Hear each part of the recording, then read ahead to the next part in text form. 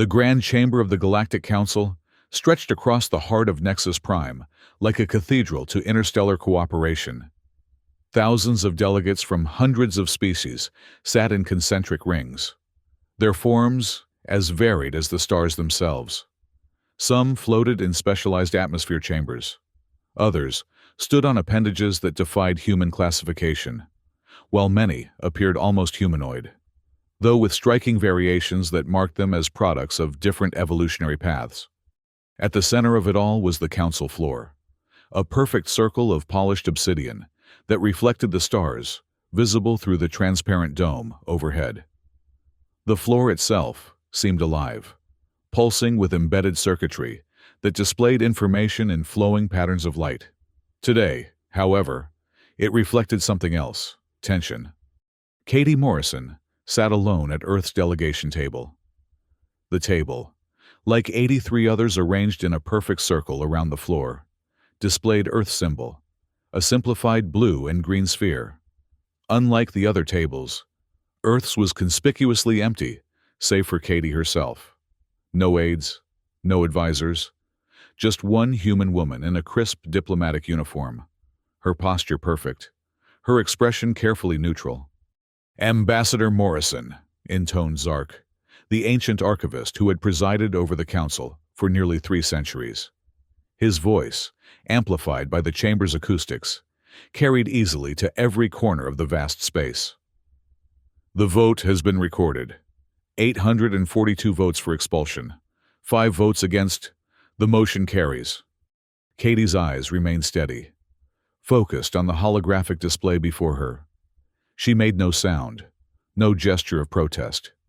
The chamber around her buzzed with low murmurs, a mixture of vindication and unease. Per the Protection of Primitive Species Act, Section 117, Subsection 42, Zark continued, his multiple eyes blinking in their characteristic pattern of formality. "Humanity is hereby ordered to withdraw all presence from Council space within 1 standard rotation of Nexus Prime. All human settlements, research stations, and vessels must retreat beyond the boundaries of known space. Failure to comply will result in enforcement action by Council peacekeepers." Katie finally moved, her fingers tapping a sequence on the display before her. "The Earth Federation acknowledges the Council's decision," she said, her voice calm and measured. "Protocol 7 has been initiated. We will be gone by tomorrow." The lack of protest seemed to surprise many delegates. Some shifted uncomfortably in their seats. Others exchanged glances with neighboring species. This was not the reaction they had expected from the notoriously stubborn humans. Far above Nexus Prime, in orbit around the gleaming capital world, Admiral Jack Carter stood on the bridge of the UHS Independence, the flagship of Earth's fleet. His weathered face showed no emotion as the message from Katie appeared on his private channel. "Protocol 7 confirmed, Ambassador," he said quietly. "Operation Exodus commences now." With a nod to his communications officer, a series of encoded transmissions were sent throughout Council space, on over 50 worlds, in hundreds of settlements, research stations, and outposts. Humans received the signal they had been drilling for over the past year. It was not a drill this time. On New Eden, Earth's largest colony with a population of over 12 million, Governor Sarah Williams stood in the Central Operations Center, watching as the evacuation protocols initiated. Massive transport ships began descending from orbit, ships that had been stationed there for months under the guise of routine trade and supply runs. "Time to departure?" she asked her operations chief. 17 hours for complete evacuation, Governor. The dry runs paid off." Williams nodded. "Begin the shutdown sequences for all terraforming equipment. Download all agricultural data. We're taking our seeds, our livestock, and our people. Leave nothing behind that could advance their understanding." On Kepler 186F, Dr. Ramya Singh walked through the biology lab one last time. 5 years of research into native microorganisms, all packed up in less than an hour.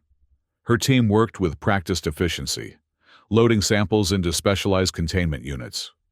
"What about the Marani?" asked her assistant, gesturing toward a sealed habitat containing small, luminescent creatures that resembled Earth jellyfish. Dr. Singh paused. "Protocol 7 is clear. We take all research, all samples. The Marani come with us." "But they're indigenous," the assistant protested. "The council specifically classified them as a protected species. And they're dying from a bacterial infection that we were 3 weeks away from curing." Dr. Singh replied, "If we leave, they go extinct within a year. I'm not leaving them to die because of politics." Across the lab, Dr. Elena Brooks looked up from her packing. Unlike the others, her movements were slower, more hesitant. "I'm staying," she announced suddenly. The room fell silent. "Elena," Dr. Singh said carefully, "Protocol 7 is not optional. All human presence." "I know what it says," Elena interrupted. "I also know what we promised the Marani elders. We're 3 weeks away from a cure. If I stay, I can finish it." "They'll arrest you," Singh warned. "Or worse." Elena smiled faintly. "Maybe. But I took an oath to preserve life. These beings trusted us. I won't abandon them because the council decided we're too primitive to associate with their precious federation." Back on Nexus Prime, the council session continued, but with a new undercurrent of confusion. Reports were beginning to come in from across council space. Strange system failures, communication delays, unexpected power fluctuations. "Archivist Zark," called out the delegate from Veltar, a gas giant in the Orion spiral. "We're receiving reports of trade route disruptions. Several key routing algorithms have suddenly stopped functioning efficiently. Travel times between major hubs have increased by 30%. Zark's expression remained impassive. "A temporary inconvenience. The algorithms will be recalibrated once the human disruption is removed." Another delegate, this one from the mineral-based life forms of Kepler Minor, rose. "The water purification systems on our outer colonies are reporting degraded function. The systems were designed by Trilaxian engineers, but somehow the human expulsion is affecting them." "Coincidence," Zark dismissed, though a hint of uncertainty had crept into his voice. In the observation gallery above the council chamber, 2 junior delegates whispered together. "Did you see how quickly she accepted the ruling?" one asked. "No arguments, no appeals. It's almost as if they were expecting this." "I heard they've been preparing for nearly a year," the other replied. "Ever since the Protection Act was first proposed. But to evacuate every settlement in a single rotation? It's impossible. Unless they knew exactly what was coming." On the mining colony of Ceres, Mark Taylor supervised the systematic shutdown of the automated extraction systems. The massive machines that had been pulling rare Earth elements from the asteroid's core for decades ground to a halt, one by one. "All data transferred?" he asked his second-in-command. "Yes, sir. Every innovation, every efficiency improvement we've made to the Clavian designs. We're taking it all with us." Taylor nodded, running his hand along the control panel one last time. "Shame. We increased output by 328% with our modifications. They'll be back to the old production levels now. If they can get these systems running at all without our patches," his assistant remarked. The base Clavian design had fatal flaws in the extraction matrix. Our fixes were never documented in the official council records. "Not our problem anymore," Taylor said, turning away from the console. "Activate the final sequence. Let's go home." Throughout council space, the same scene repeated itself. Humans packed up, shut down, and departed with an efficiency that spoke of long preparation. They took their innovations, their improvements, and in many cases, their essential maintenance expertise with them. Back on the Independence, Admiral Carter watched the evacuation unfold on multiple screens. Reports flooded in from every human outpost and settlement. The operation was proceeding exactly as planned. No panic, no chaos, just the methodical execution of a strategy long in preparation. "Admiral," his XO reported, We have 97% compliance with Protocol 7. All but 3 human outposts have begun evacuation procedures. The holdouts. Research station on Kepler 186F. 1 scientist refusing evacuation. Medical outpost on Proxima Centauri B. 2 doctors staying with patients. Survey team on TRAPPIST-1E. Communication unclear. Carter frowned. Send direct orders to all 3 locations. Protocol 7 is mandatory. If they refuse, note their decisions in the log, but don't force them. Some battles aren't worth fighting. On the council floor, Katie Morrison sat motionless as reports of the human withdrawal scrolled across her display. Everything was proceeding according to plan. Years of preparation, months of quiet stockpiling and contingency building, all coming to fruition in these final hours. A soft chime alerted her to an incoming message. It was from Dr. Lisa Tanaka, chief of the Xenobiology Division on Europa. Ambassador, we have a situation with the Europan deep swimmers. The symbiotic relationship we established to help them recover from near extinction. If we leave now, they'll die off within months. The Council has no idea about our intervention. What are your orders? Katie closed her eyes briefly. This was the hardest part of Protocol 7, the knowledge that some species they had quietly been helping would suffer from humanity's abrupt departure. The Council, in its wisdom, had never even known about these interventions, classified as interference with natural development under their rigid laws. Prepare detailed instructions, she typed back. Leave them anonymously for the Altarian delegation. They're the only ones with the capability to continue the work. Whether they choose to act on it is beyond our control now. Throughout the day, similar ethical dilemmas arose from dozens of research stations. In each case, Katie made the difficult call. They would leave the information where it might do good, but they would not break Protocol 7. The departure would be absolute. As the council session continued into its second phase, the reports of systems failures multiplied. The Transport Guild reported navigation anomalies across 3 sectors. The Banking Consortium announced unexpected delays in transaction processing. The Medical Alliance discovered integrity issues in their central database. These incidents cannot all be coincidental, insisted the delegate from Procyon, a normally calm species that resembled meter-tall mantises. The timing aligns precisely with the human withdrawal. Zark's multiple limbs moved in a pattern of agitation. The Council Technical Division assures me these are unrelated events. Perhaps a solar flare, or a quantum disturbance in the galactic barrier. In the gallery, the junior delegates exchanged knowing looks. They have no idea, do they? One whispered. About what? About how much the humans have been doing behind the scenes. By evening, as Nexus Prime's twin suns began to set, the council chamber had transformed from a place of triumph to one of growing concern.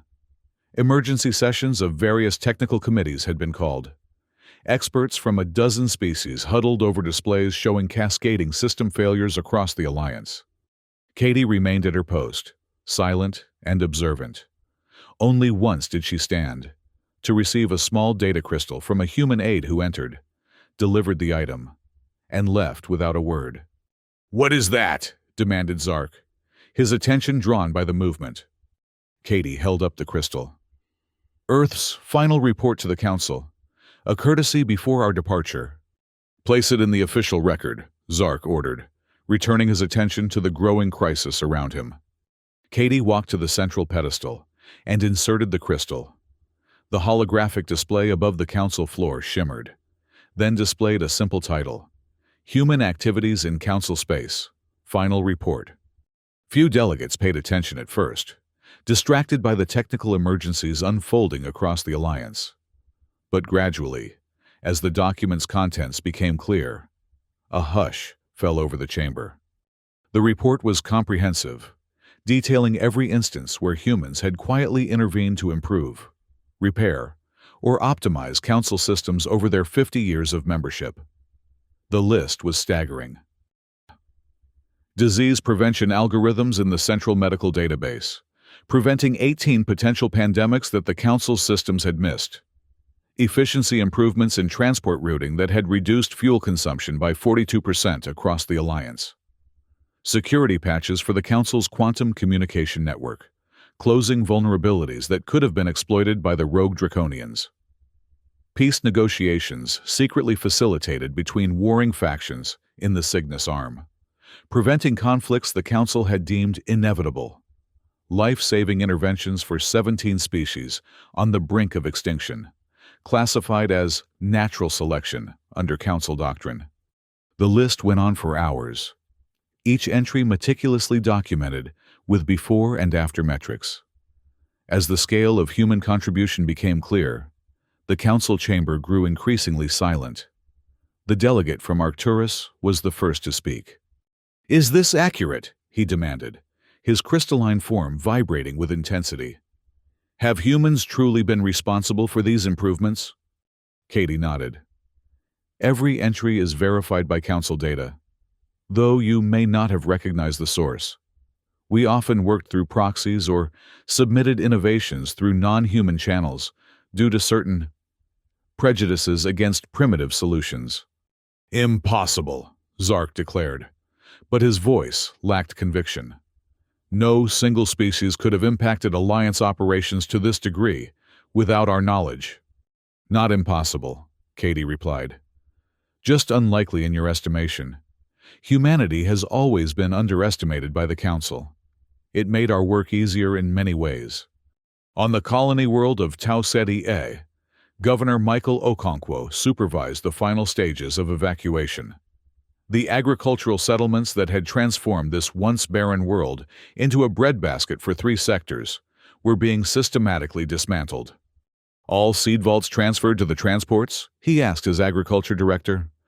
"Yes, sir, including the modified strains that can grow in high radiation environments." "And the soil restoration formulas?" "Packed and secured. Without them, this planet will revert to desert within 5 years." Okonkwo nodded grimly. The Council made their choice. They never asked how we managed to farm successfully on a world their own scientists declared unsuitable for agriculture. They just accepted the food we provided to their drought-stricken worlds. "Will they starve without us?" "No," Okonkwo said after a moment. "They'll survive, but they'll struggle. Sometimes, learning the hard way is the only way." By the next morning, as Nexus Prime completed its rotation, the human evacuation was nearly complete. The Council chamber had remained in continuous session, trying to grapple with the cascading failures in critical systems across the Alliance. Katie Morrison returned to her place at Earth's table, now even more isolated as the other delegates had clustered in emergency groupings around the chamber. She checked her display one final time. "Archivist Zark," she called, her voice cutting through the chaos of the chamber. "In accordance with the Council's ruling, I am here to report that the human withdrawal from Alliance space is 99% complete. The remaining 1% consists of 3 voluntary holdouts who have chosen to remain and accept Council jurisdiction." Zark turned all 4 of his eyes toward her. For the first time in their long acquaintance, Katie saw something new in those ancient orbs: uncertainty. "The Council acknowledges your compliance," he said formally. "However, in light of recent developments, perhaps a temporary stay of the expulsion order could be—" "No," Katie interrupted, her voice firm but not unkind. "The Council has made its position clear. Humanity is too primitive, too unpredictable to be part of your grand alliance. We accept your judgment." "But the systems," began the delegate from Vega, "will need to be repaired by non-human experts." Katie finished for him. "I'm sure the Council, with its collective wisdom spanning 10,000 years, can manage without our primitive solutions." She stood, smoothing her uniform. "This will be my final appearance before the Council. The Independents will depart Council space within the hour, carrying the last official human delegation across the boundary." "Where will you go?" asked the delegate from Proxima Centauri, one of the few who had voted against the expulsion. Katie smiled faintly. beyond the galactic rim, into what you call the dark region. There are possibilities there that the Council has never explored. With that, she turned and walked steadily toward the chamber's exit. No one moved to stop her. No one spoke. They watched in silence as the last human ambassador departed the chamber that had, just one day earlier, voted overwhelmingly to cast her kind out. As Katie's transport lifted off from Nexus Prime, Admiral Carter received her aboard the Independence. "All stations report ready for jump, Ambassador," he informed her. "The fleet is assembled at the rendezvous point. We're just waiting for your final order." Katie looked out at the gleaming capital world below them. For 50 years, humans had walked those streets, contributed to that civilization, helped build a better galaxy while being treated as barely tolerated second-class citizens. "Send the activation signal for the final protocol," she said quietly. Carter nodded to his communications officer. A simple signal was transmitted, not to human settlements this time, but to thousands of tiny devices embedded in Council infrastructure across the Alliance. Devices that would systematically erase themselves and all evidence of their existence after receiving this command. "It's done," Carter confirmed a moment later. "The kill switches are activated. Within 24 hours, there will be no trace of our maintenance systems." "And what will happen to the Council systems then?" Carter's expression was grim. "Total collapse of the optimized networks. They'll revert to their original programming, inefficient, vulnerable, and in some cases, fundamentally flawed. But they'll function at a basic level. We're not monsters, after all." "No," Katie agreed softly. "We're just not wanted. Set course for the rendezvous. It's time to join our people." The Independence moved away from Nexus Prime, accelerating toward the edge of Council space.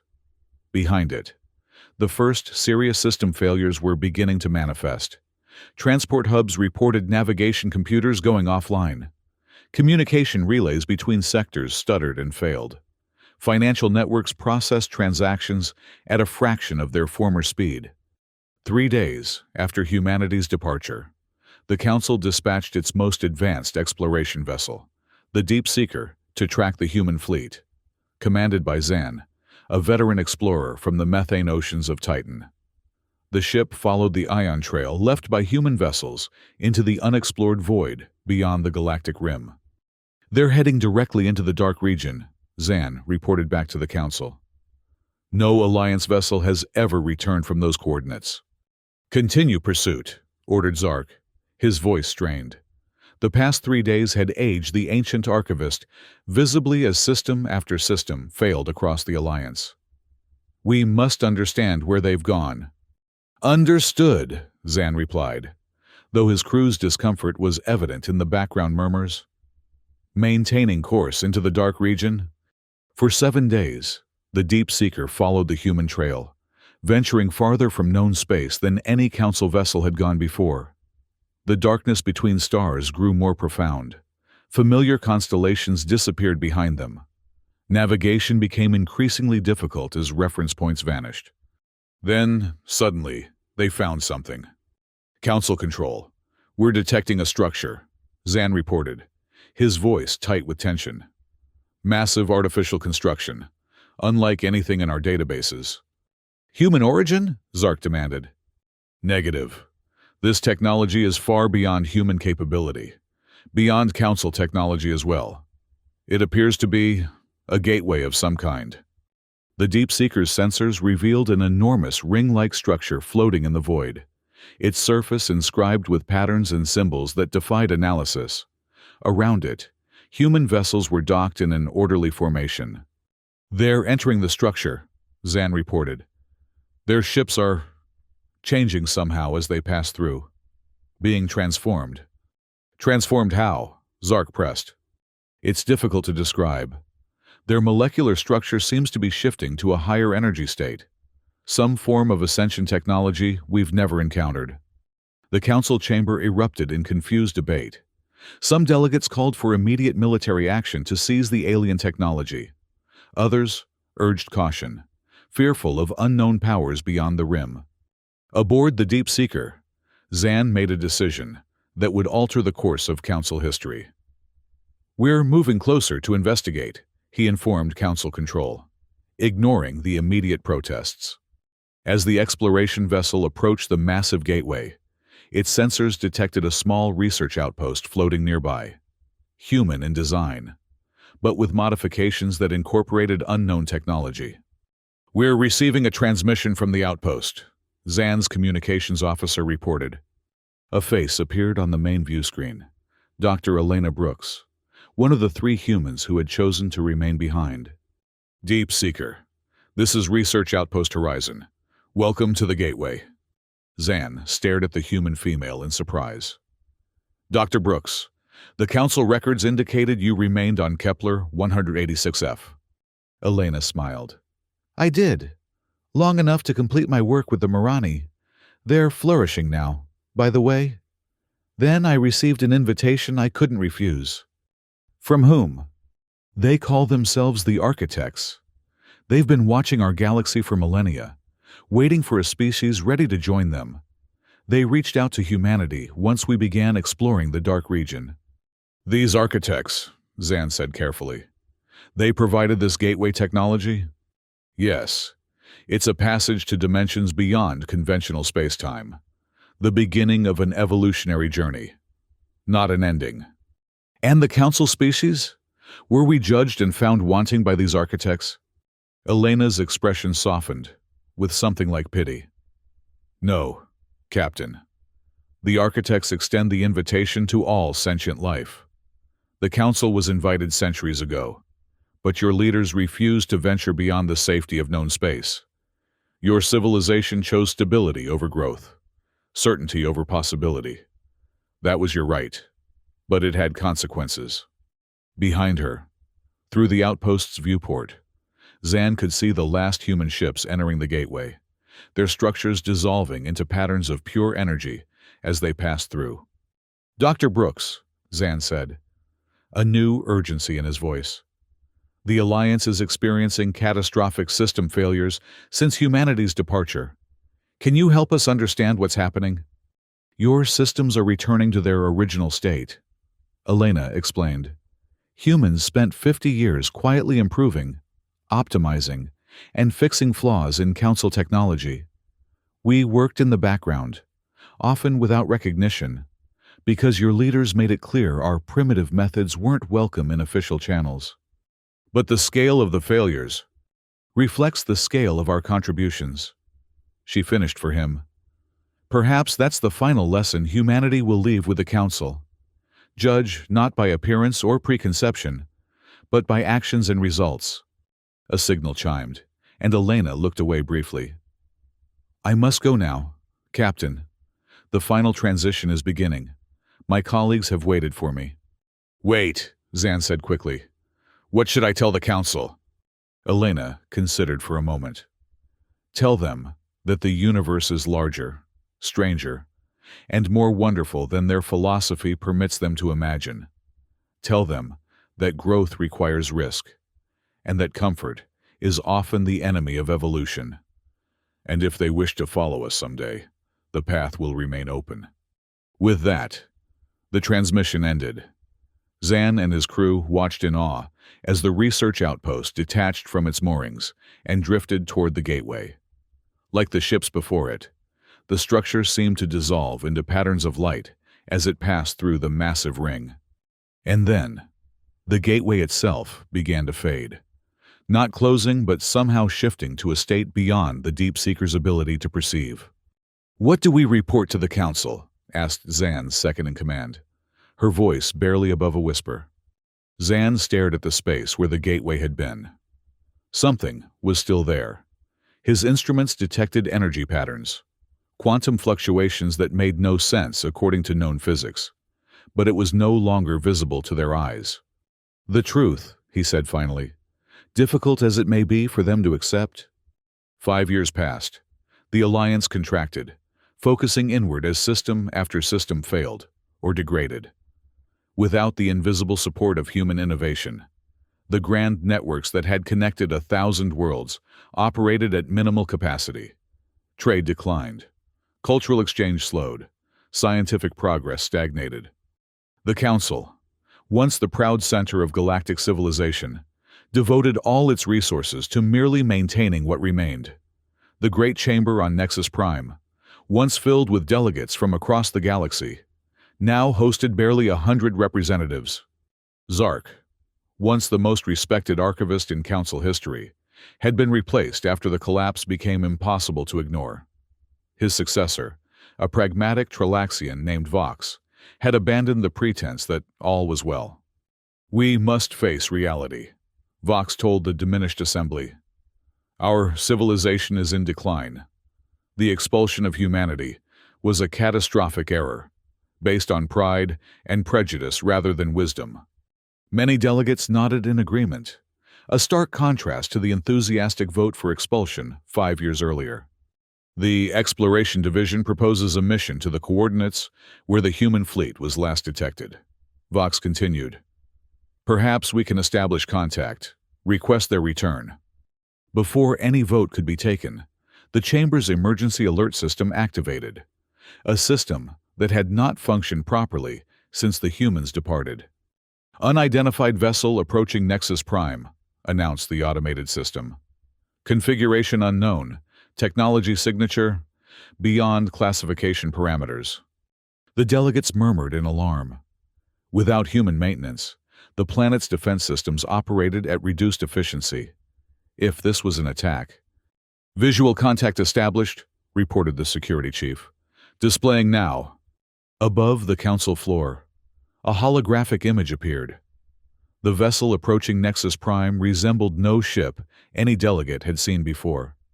It seemed to exist partly in normal space and partly elsewhere.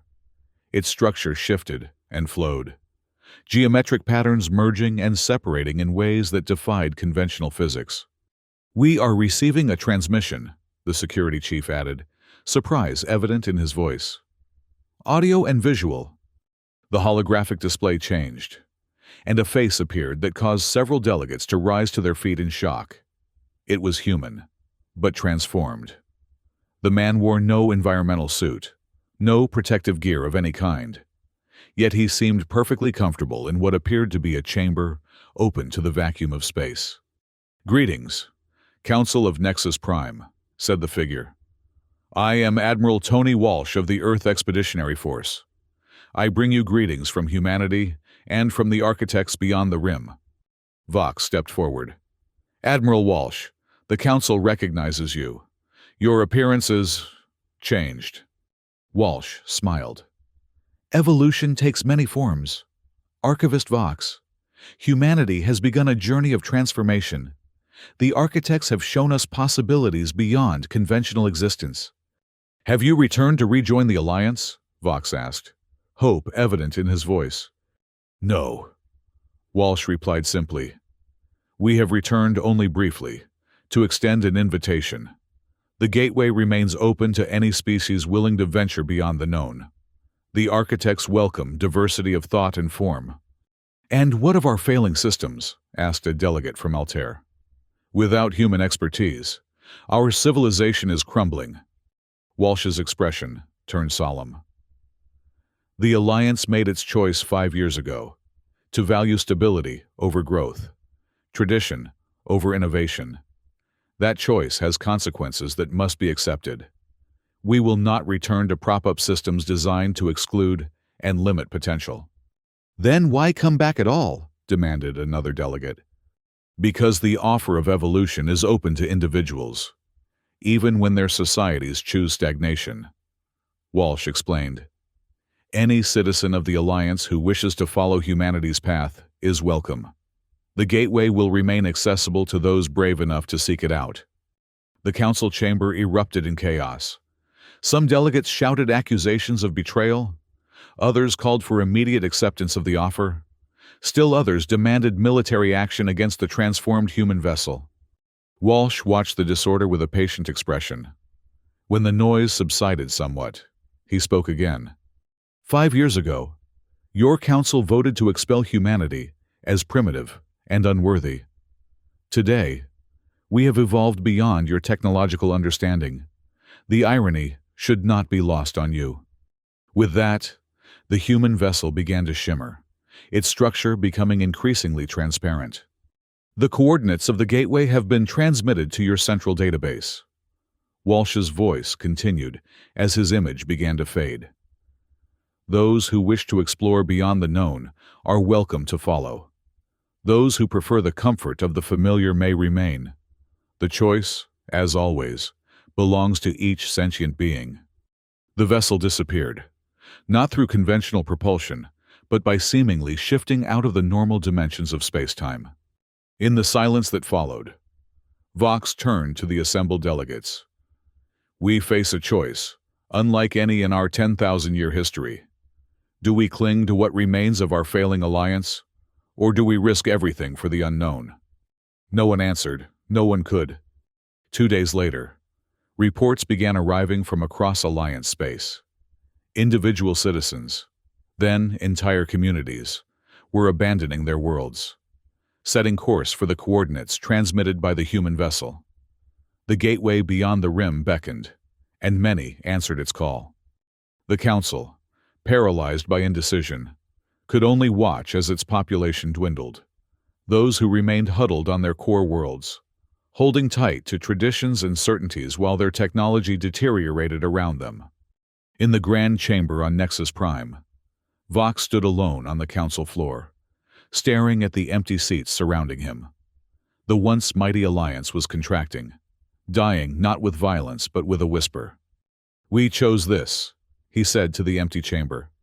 We chose stability over growth, fear over courage, and in doing so, we chose extinction.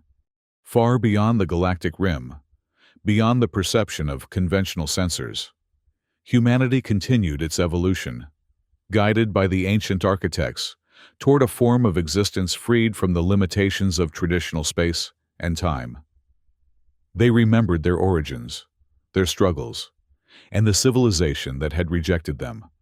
And they left the gateway open, a final act of compassion for those brave enough to follow.